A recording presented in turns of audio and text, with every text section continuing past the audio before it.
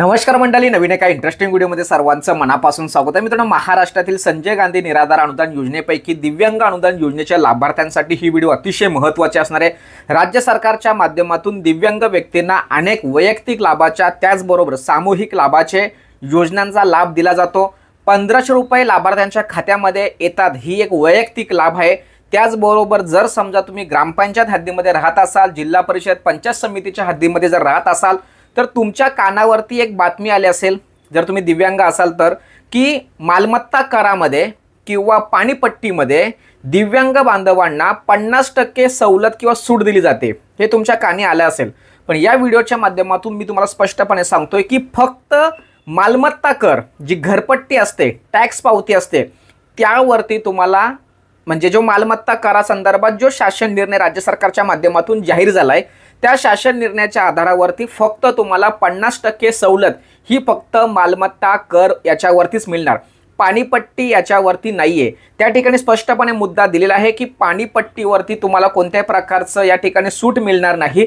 तुम्हाला फक्त मालमत्ता कर म्हणजे तुमची जी वर्षाला जी घरपट्टी भरली जाते, टॅक्स भरला जातो, त्यावरती तुम्हाला 50% सवलत दिली जाणार. अनेक व्हॉट्सअपच्या माध्यमातून एक शासन निर्णय नेहमी इकडे तिकडे स्प्रेड होतोय. ज्या दिवशी मी व्हॉट्सअपच्या माध्यमातून ग्रुप बनवायला सुरुवात केली, त्या व्हॉट्सअपच्या माध्यमातून अनेक लाभार्थ्यांच्या माध्यमातून प्रश्न विचारला की सर, आम्हाला घरपट्टी माफ आहे का, त्यासाठी काय केलं पाहिजे, असे अनेक प्रश्न लाभार्थ्यांच्या माध्यमातून विचारले जातात. आणि आपण एक महत्त्वाचा मुद्दा समोर घेतलाय की ग्रामपंचायतीमध्ये 5% अनुदान जो निधी असतो, उत्पन्नातील 5% निधी, हा कशा पद्धतीने लाभ घ्यायचा. त्याचबरोबर जे दिव्यांग बांधव असतात, त्या दिव्यांग बांधवांसाठी राज्य सरकारच्या माध्यमातून कोणकोणत्या सोयीसुविधा दिल्या जातात, त्या कशा पद्धतीने मिळवता येणार आहेत. त्याचबरोबर अतिशय महत्त्वाचा मुद्दा म्हणजे कालच्याच व्हिडिओमध्ये मी एक महत्त्वाचा मुद्दा सांगितला, तो म्हणजे जे 312 रुपये म्हणजे जे रोजगार हमी योजनेअंतर्गत तुम्हाला लाभ मिळाला जातो, तो कशा पद्धतीने घेता येऊ शकतो. अशा अनेक महत्त्वाच्या व्हिडिओ आपण आपल्या चॅनलवरती टाकलेला आहे. आजचा व्हिडिओचा विषय एक महत्त्वाचा आहे, तो म्हणजे मालमत्ता करामध्ये सवलत. या व्हिडिओच्या माध्यमातून तुमचे सर्व प्रश्न मी क्लिअर करणार आहे.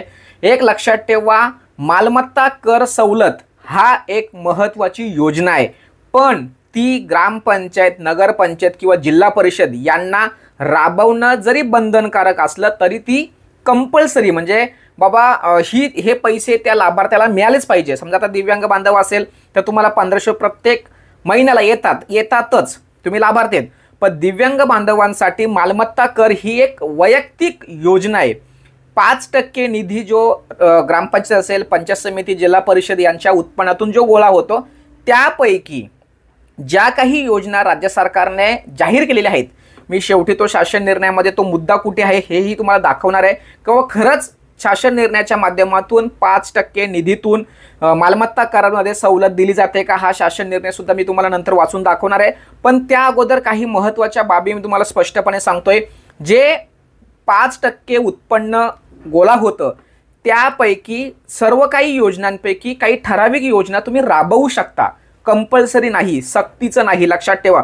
नाहीतर माझा निराधार बांधव ज्यावेळेस ग्रामपंचायतमध्ये जाईल आणि त्यांना सांगेल की बाबा असं असं शासन निर्णय आहे, अनिल सापळे सरांनी आम्हाला सांगितलं की 5% निधीतून तुम्हाला मालमत्ता कर सवलत मिळते. नाही, ज्या काही योजना दिलेल्या आहेत त्या योजनांपैकी ती एक योजना आहे आणि ती कंपल्सरी नाही आहे. या विषयासंदर्भात माहिती गोळा करत असताना अनेक लाभार्थ्यांशी मी बोललो. त्या लाभार्थ्यांपैकी अनेक लाभार्थ्यांनी या संदर्भात खूप मोठा पाठपुरावा केलेला आहे. तर काही लाभार्थ्यांच्या माध्यमातून असं कळलं की सर, आम्ही अर्ज केल्यानंतर आम्हाला अशी माहिती मिळाली की हा जो शासन निर्णय आहे, हा शासन निर्णय असा आहे की या सर्व वैयक्तिक योजनांपैकी ज्या काही योजना शक्य आहेत, ते शक्य योजना 5% निधीतून राबवण्यात यावं. आणि जो सवलतीचा जो विषय 5% निधीतून किंवा जो काही 50% सवलत दिली जाते मालमत्ता करसाठी, हा जो विषय आहे, हा विषय जर कंपल्सरी करायचा जर झाला, सक्तीचा जर करायचं झाला ग्रामपंचायतला, तर ग्रामपंचायतला नगरविकास जे खातं आहे, या नगरविकास खात्याच्या माध्यमातून तसं पत्रक येईल आणि पत्रक आल्यानंतरच हे आम्ही या ठिकाणी कंपल्सरी आम्हाला असेल किंवा सक्तीचं असेल. सध्या स्थितीला आम्हाला सक्तीचं नाही. जर समजा एखाद्या गावातील किंवा ग्रामपंचायत, नगरपंचायत किंवा जिल्हा परिषदेतील जे दिव्यांग बांधव आहेत, त्यांनी जर आम्हाला विनंती केली की बाबा आम्हाला यावेळेस बाकीच्या योजनांचा लाभ नकोय, जो काही 5% निधी जमा झालेला आहे त्यापैकी आम्हाला जी काही अमाऊंट येते ती अमाऊंट आम्हाला मालमत्ता कर सवलतीमध्ये वापरण्यात यावं, असं जर आम्हाला त्या ठिकाणी विनंती अर्ज जर आले तरच आम्ही या योजनेच्या माध्यमातून मालमत्ता कर सवलत देऊ शकतो। अन्यथा ज्या योजनेला जास्तीत जास्त प्राधान्य दिलं जातं त्या प्राधान्य दिलेल्या योजनांचा आम्ही लाभ लाभार्थ्यांना देणार। त्यामुळे या व्हिडिओच्या माध्यमातून मी तुम्हाला स्पष्टपणे सांगतोय की मालमत्ता कर सवलत 50% सवलत देणं हे ग्रामपंचायतला बंधनकारक नाहीये, कंपल्सरी नाहीये। ज्या काही योजना सांगितल्या त्या योजनांपैकी ती एक योजना आहे आणि त्या योजनेचा लाभ तुम्हाला मिळू शकतो, पण कधी मिळू शकतो? त्या ग्रामपंचायत, नगरपंचायत किंवा जे जिल्हा परिषद असतात त्यांचे जे समिती असतात किंवा जी आमसभा किंवा ग्रामसभा किंवा वार्षिक सभा 6 महिन्याला वगैरे किंवा वर्षाचं जे ठराव किंवा वर्षाचा जो आराखडा तयार केला जातो त्या आराखड्यामध्ये जर तो मुद्दा जर नमूद करून ती योजना मान्य करून घेतली, ठराव जर मान्य करून जर घेतला तरच त्या ठिकाणी तुम्हाला त्या मालमत्ता करामध्ये सवलत मिळू शकते, अन्यथा सवलत मिळू शकत नाही, लक्षात ठेवा। आता तुमच्या मनामध्ये प्रश्न असेल की सर आम्ही आमच्या ग्रामपंचायतला किंवा नगरपंचायत जिल्हा परिषदला जाऊन सांगतो की बाबा आम्हाला बाकीच्या योजनांचा लाभ नाही दिला तरी चालेल, सध्या स्थितीला आम्हाला मालमत्ता करामध्ये सवलत द्या असं आम्हाला सांगायचंय। तर असं जर तुम्हाला सांगायचं असेल तर तो शासन निर्णय काय आहे, त्या शासन निर्णयामध्ये कितवा मुद्दा आहे, तो कशा पद्धतीने लिहिलेला आहे हा सुद्धा तुम्हाला अभ्यासायचा आहे। त्याचा अभ्यास करूनच तुम्हाला त्या ठिकाणी बोलायचं आहे। आता त्यामध्ये नेमकं काय म्हटलंय हे आपण या ठिकाणी समजून घेऊया। तर मित्रांनो, दिव्यांग बांधवांसाठी मालमत्ता करामध्ये सवलत मिळावी या संदर्भात महत्त्वाचा शासन निर्णय 25 जून 2018 साली या ठिकाणी महाराष्ट्र शासनाकडून ग्रामविकास विभागाच्या माध्यमातून प्रसिद्ध करण्यात आलेला आहे आणि या ठिकाणी पंचायत राज संस्थांनी त्यांच्या स्वउत्पन्नातून 5% निधीतून घ्यावायचा अपंग कल्याण साठी योजना व खर्चाबाबत मार्गदर्शन सूचना दिलेल्या आहेत। तर मित्रांनो, या शासन निर्णयामध्ये अनेक योजना दिलेल्या आहेत, त्या सर्व योजनांचा लाभ तुम्हाला घेता येणार आहे। परंतु मित्रांनो, या योजनांचा लाभ घेत असताना नेमके कोणकोणते मुद्दे या ठिकाणी सांगितलेले आहेत, या सर्व योजनांच्या संदर्भात मार्गदर्शन या शासन निर्णयामध्ये दिलेले आहेत। या सर्व योजना आणि त्याचे जे मार्गदर्शन सूत्र आहे हे सूत्र सर्वांनी एकदा वाचून घ्यायचं आहे, कारण आपल्याला काय होतंय, माहिती मिळाल्यानंतर आपण लगेच ग्रामपंचायतमध्ये जातो आणि त्या ग्रामपंचायतमध्ये गेल्यानंतर संबंधित अधिकाऱ्याला आपण भांडतो आणि त्या ठिकाणी वातावरण खराब होतं। त्यामुळे सर्व माहिती व्यवस्थित समजून घ्यायची आणि मगच त्या ठिकाणी अर्ज करायचा आहे। तर या ठिकाणी 9वा मुद्दा अतिशय महत्त्वाचा आहे, अपंग व्यक्तींना मालमत्ता करामध्ये कुटुंब प्रमुखाची अट न लावता 50% सवलत देणे, लक्षात ठेवा। म्हणजे कुटुंब प्रमुखच हा दिव्यांग पाहिजे असा नाहीये। जर तुमच्या कुटुंबामध्ये जर एखादा व्यक्ती दिव्यांग असेल तरी सुद्धा त्या कुटुंबाला या ठिकाणी मालमत्ता कर माफ केली जावी असं या ठिकाणी शासन निर्णय आहे। परंतु शासनाच्या या निर्णयाचा अभ्यास नसलेल्या अधिकाऱ्यांच्या माध्यमातून थोडीशी चुकीचं कारवाई केली जाते की कुटुंब प्रमुख जर दिव्यांग असेल तरच त्याच कुटुंबाला या ठिकाणी ते सवलत मिळणार असं सांगण्यात येतं। परंतु तो मुद्दा थोडासा बाजूला ठेवा।